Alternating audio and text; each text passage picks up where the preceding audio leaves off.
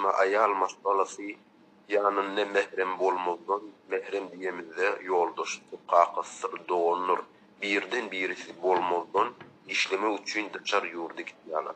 Garry saklaýarlar ýa-da kimdir birinin öýünde sakçy bolup işleýärler. Çağalarda ýyzyna zanna çuwan näçe şol ýerde işlep ýerler. Hudaý bilýär. Şol boş gyz aýallaryň başyna näme gelýän? Aqunaga şolaryň kazanç etýän pullary halal bolarmy? Onsoň şeýle aýallaryň erkeklerine näme dip bolar? Hawa gurrun inşema ayarlı olduğumuz ve rahatlamız ve teoriye gidip işleyerler. Hop, ayarlı olduğum oğla başı var olsa, adıntı var olsa, atası var olsa, enesi var olsa, erkek doğunu var olsa, hop, harcı borcu şolun önüne, şolun boyunda.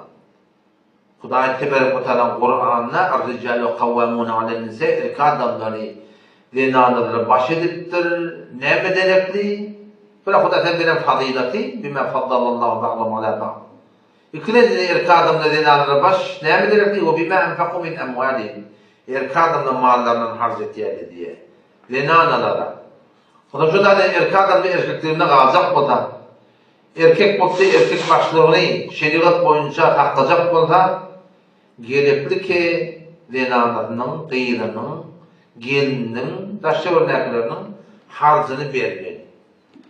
Şimdi berde ayarlı olamız var ama dini adamın motak boptur, harç verine, adam ölüptür, yörkesen oluşmayan alıptır, yeni vlayettir, işleyecek mi? Erkek yok gördü, işlemek yönü ecada. Erkek bağ yerde şah bu şah, nehrem kim, namehrem kim, burası duruşu bu erkekçilik, Hudaý hakkında. Ya dükkana oturuyan ayarlı dükkana oturup, kafasına ola kon yavşırda koyu, erkek adamdan girmekle doğru dedi. Heleli bir mamulesinde, adı olur Hudaýdan bereket verir.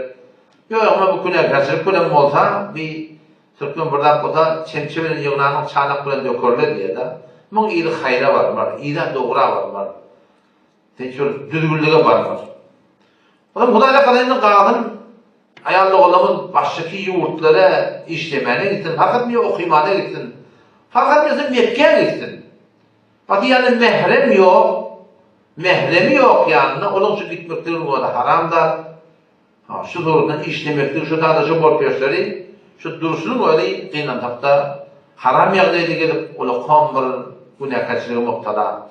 Yani şeyde bir yağdaylarda adamı, günah kebiri değil ya da, kebiri günahlar var, tövbe etmeden başlanmıyor.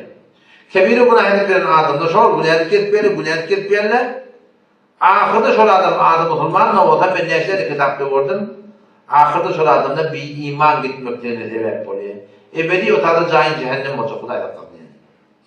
Karancının hakkında, o karancı eğer işi halal olsa, karancı yani var, trik tatmada, arakta, yine burada de, karancının hakkında haram değil mi? Yani o pulla bereket var. O pul ten hayrına yaramar yani. Karancıya kadar işleyen de halal olsa, karancına haram deyip bormayar. Ama şu elbort bir şey, şu başta da yaşayışın o hadi kıynantakta harama girebilir.